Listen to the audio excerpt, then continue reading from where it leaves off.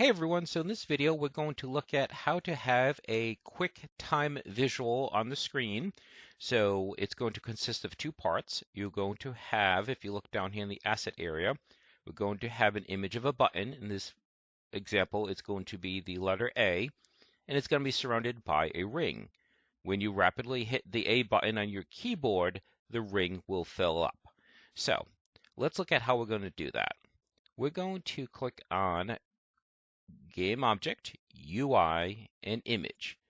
When you create your first UI object, you'll see a canvas gets created and an event system gets created. And I've mentioned this before in the videos preceding this one, and that is the canvas. For some reason, if you notice, you can see the lower left corner of it. For whatever reason, it scales way larger than the rest of the visible area. So it makes it a little bit challenging to line it up. But if we zoom out, this should match your playable area. So even though your rest of your area is way down here, if you center it here, it should be fine. So what we're going to do is we're actually going to copy that and paste it because we're going to need two. So this one will be QT ring, and this one will be QT button. Now, again, I just want to clarify that these are UI objects, but they're not UI buttons. So in other words, it's not like you're pointing and clicking on the screen. Again, you're hitting the button on your keyboard or on your game controller, that type of thing. So let's take QT ring, and we're going to look at it in the inspector. So over here, source image, none. So we're just going to take the ring and drag it onto there, and you can't see it yet because there's two in the same place, but the ring is there. So actually, let's just move this. There, now you can see that it's a ring. We'll put it off center so the little center icon isn't getting in the way. Now, to make this work, we need to look at image type, which is also within the image component of this object. So image type defaults to simple. If you click on that, there's several choices. We want filled. And when you choose filled, you get a few options. Like, what's the fill method? Well, in this case, it's radial 360. That's exactly what we want. So it's going to fill in clockwise or counterclockwise. Fill origin starts at the bottom. We really don't want to start at the bottom. We want it to start at the top. In the fill amount, we're going to default to 0. And if you watch here while I move the slider for fill amount, you can see that's exactly the effect that we want. We just want to do it in reverse. We're going to start at 0, and as you hit the button, it will fill more and more and more. If you notice, this value went from 0 to 1. So that is the range that we have to work with when we decide how full this wants it to be. So in short, every time you hit the key in the keyboard, this attribute will be incremented by a certain amount, 0.1, 0.2, whatever. And then if you're not hitting a button, this will be decreased by a certain amount. All right, so let's look at our second image. We'll take our QT button. We'll put it there. And then we'll just line these up. And actually, I can do that just by getting the same position. So negative 113 and negative 6. So negative 113 and negative 6. And sure enough, they are lined up. They have the same center point. Okay, so far so good. So what we're going to do at this point is we're going to create a script. And that script is going to be attached to this object. And what's going to do is it's going to look for the pressing of a key, specifically the A key. And again, you can replace it with whatever key you want. Another way that you could do this is you could create a GM object and have the GM object make a change. I'm not going to bother doing that. I just wanted to let you know that that option is out there. And again, there's nothing special about a GM object. Calling it GM is just for your benefit. It's basically just meant to be a game master object where you kind of collect overall game flow functionality. So just another way that you can code it. So let's right click down here, choose create, and choose C# script, and we'll just call this Qt event. And there's an underscore, not a space. So what we're going to do is we take that Qt ring and we take the script and we just drag and drop it, and the script is just another component. So let's go ahead and open that up.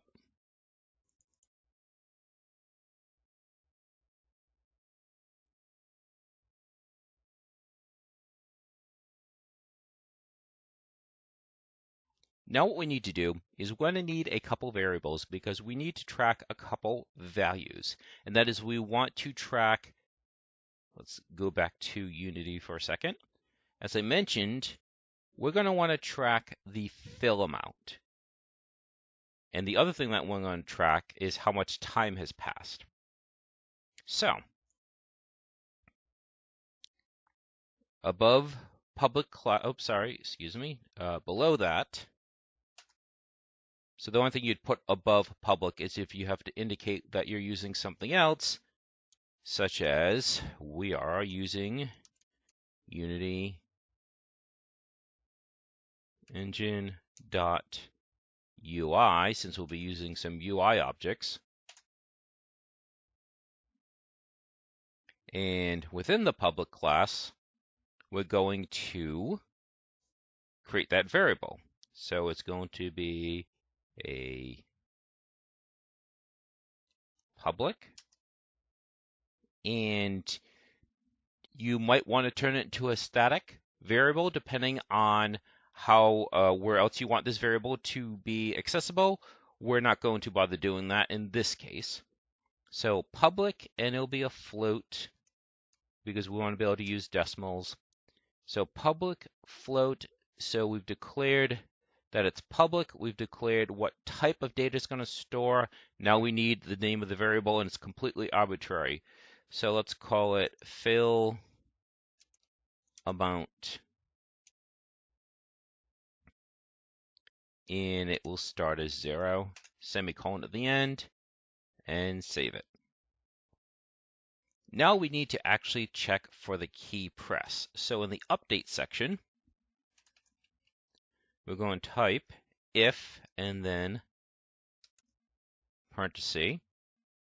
We're looking for input, so input dot get key down, because the difference between get key and get key down, get key is for every single frame that the button is being held, it would register as true, and since this is an if statement, whatever the if statement is pointing to would occur. Get key down happens just once, and that is the first frame in which the button is down. So why would you use get key? For like a rapid fire situation, so like a fully automatic, you're holding the trigger and it keeps firing. Get key down is when something isn't automatic that you want to keep pressing repeatedly. So in this case, we want people to press the button, the button on the keyboard repeatedly. So get key down. And then you have to type in, trying to remember if it's lowercase or capital. Sorry, we'll check this really quick. Squiggly brackets, and then we'll just do debug. Sorry, not decimal. Let's try that again. Debug.log press. And I strongly recommend this, that when you add new functionality to your game, particularly something that is looking for an event such as a keyboard press or clicking on an object or a collision, always test the bare bones functionality first. So this will just print the word press into the debug log, which is in the lower left corner of Unity. So let's save this, and if it doesn't get an error, because like I said, my apologies, I don't remember if that needs to be lowercase or uppercase. And no error yet. And A, yes, perfect. So down here it does say press. So now we don't need that. You can either remark it out, or you can just delete it. So now we want something to happen. So when we press the key, we want this to be increased because ultimately the goal is to get that up to 1. Now you don't want it to be too easy. Like you don't want just, you might want just one press, but a lot of QuickTime events it's kind of dragged out that you're really needing to put in 5 or 10 enters, hitting the button 5 or 10 times depending on how quickly you're pressing it. And that's the whole idea, is you're trying to bring kind of twitch behavior to something with a limited amount of time to be executed. So we're going to say fill amount, you can see it in the list there, plus equals. So that means that whatever fill amount is equal to, add this to it, and we're going to add 0.2f. And what we're also going to do is we're now going to apply the fill amount to the image because we haven't done that yet. So also in the update section, but not in the if section, we want this to occur whether or not you have pressed the key. So get component image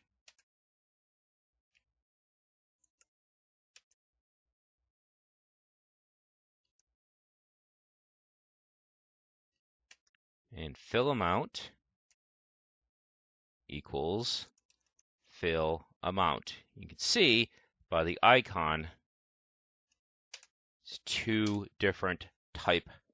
Then it's not, I didn't accidentally use the wrong one. That's the only thing you have to be careful is when you name a variable after a portion of an object, is if it's like a protected word, you have to be careful that you're using the right one. So it might have been a little bit safer to call it like fill AMNT, just skip one letter in there. All right, so now void, this entire section, occurs once per frame. So once per frame, it's going to look to see if I've pressed the button, and once per frame, it will update the fill amount. So let's go ahead and run this.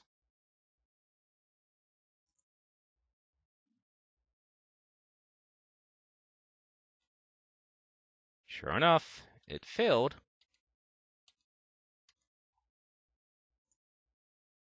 Clearly, we're not done yet because nothing is being triggered, and it's going to be a little bit difficult to really trigger anything because this isn't part of a larger project. But what you do is you have another variable, something like public string success status equals no, and then if fill amount hits 1.0, then success status would become yes, and then some decision is based upon yes. Again, I can only really show you the UI portion of this because it's not part of a larger game, so I can't have some in-game graphic sequence play out. So now what we're going to do is we're going to look to see if a certain amount of time has passed. If so, then we'll do another adjustment to this. And let me just pause again briefly and say what I usually say in these videos. I am not saying this is the only way to do this. I'm not saying this is the best way to do this. I'm simply saying that this is a way to do it, and it's a simple way to, usually I try to take the simplest way to demonstrate and explain. So, public float, and we'll call this, let's call this time threshold, because we're gonna, again, see if a certain amount of time has passed. And it will start off as 0, semicolon at the end. You can give yourself a space there if you want. So the reason why we have to check for time is because since this happens once per frame, if a game is running at a slower frame rate, then this would happen at a slower rate. If your game is running at a higher frame rate, it would happen at a faster rate. So you have to be very careful when you're tying functionality to frame rate. you got to be very, very careful. Like there have been games where because a damage calculation was based on frame rate, the higher the frame rate, the bigger the damage. So it's got to be very careful about that. That you don't want to tie certain functionality directly to frame. So with this, we're going to, in the update section, I suppose we can put it here so it gets calculated before this gets displayed. So time threshold plus equals time dot delta time. What this does, if you remember math, delta is the change in.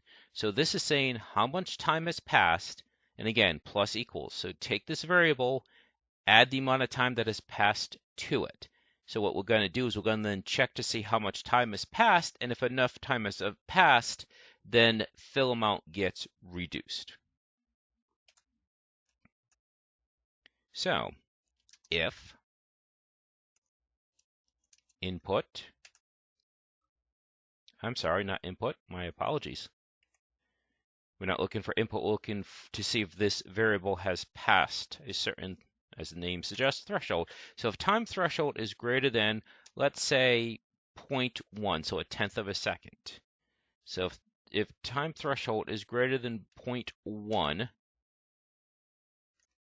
couple things. A, we need to reset this back to 0 because we're not looking for total time. We're looking to see a certain amount of time has passed. Then we need to reset it because we want to see if that time has passed again. So time threshold equals 0. And then fill amount variable. Let's see. And this time we'll do minus equals 0.02 because we don't want it to decrease too quickly. Oh, sorry, there needs to be an F in there since it's a, just as I put an F there, needed an F there because it's a float. So let's save that. So quick run through. This looks to see if you've pressed the A key down. If it has, this variable gets increased. This increases how much time has passed since the last time this has run through, which is 1 frame. And this variable is increased by that amount of time that has passed. If that amount of time that has passed is greater than whatever arbitrary amount you decide, you reset this back to 0, and then you modify, again, the same variable by a negative amount. So as you're hitting the button, it's increasing, but as time is passing, this is decreasing. So this should actually work if I haven't missed anything. No errors in the bottom. Press play. Now we will hit A, see? Now the animation's a little bit rough, but that, at its core, is exactly what we were looking to do. So at this point, it's really just a matter of tweaking how quickly you want this to change to make the animation a little bit smoother and to balance out difficulty, because clearly this isn't very difficult. That's not too bad at all. Also, you're going to want to put in a few controls. Like right now, this starts, fill amount starts at 0, but this could technically bring it below 0. So you'd want to make sure that fill amount cannot go below 0. So what you could do is you could put in another check, which simply says if fill amount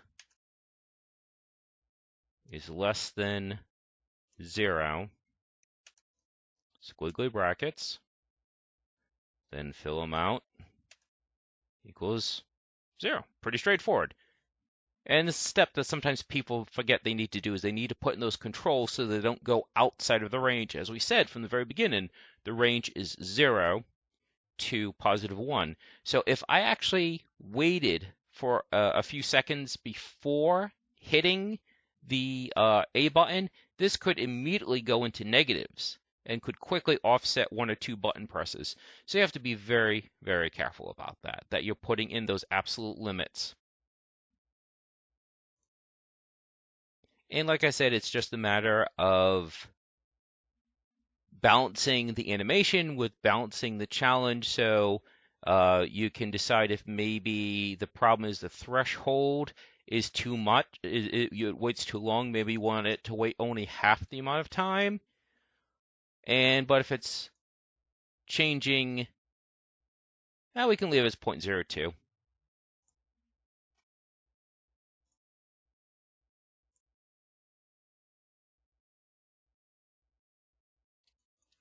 So that already is smoother. Still not too hard. I can readily hit that button pretty easily. Okay, so last two things, make sure to save your work. So File, Save, and choose a name for your scene. And then let's go back to the script, and we're going to add that final variable to capture whether or not this was a success. So we can type public, and it will be a string. Let's see. So event success, and we'll default it to no. And what's going to happen is if the fill amount equals or exceeds 1, then this gets changed to yes. Now, I'm going to pause for a second here. Whenever I use a string for a yes or no situation, invariably, someone, understandably, asks me, why don't I just use a Boolean? Because they're meant to be yes or no. And that is because too many times I think I only need two statuses, yes or no, and it turns out I need a third one or a fourth one. And so if you're using a Boolean, you're stuck. You basically have to uproot the Boolean code, go back, turn things into strings, and it requires more coding. But if it's already a string to begin with, you just keep going. You just check for the additional values for the variable. So that's why I use a string instead of a Boolean. Someone will probably still ask, but that's okay. So what we want to do is just before this has the fill amount applied, we want to say if fill amount, if fill amount is greater than, we'll just say greater than 1 rather than greater than or equal to. If it's greater than 1, then what we'll do is we will take that event success rather, but it's checking for the status, and we will now change it to Y for yes. And what we're going to do is we'll just again use debug.log to ensure that this check is working and this variable is being changed. And we'll just put the event status variable right in there. Now, in your program, what you're going to do is when this gets set to yes, you then have code elsewhere saying what to do when this is set to yes, that you're going to trigger a cutscene or whatever. So we save that. We go back to Unity. No errors. Hit the button a few times, and sure enough, it succeeded. And then you would do something like this would get, you'd make it, you destroy the objects or something. That way it clears out the visual from the screen.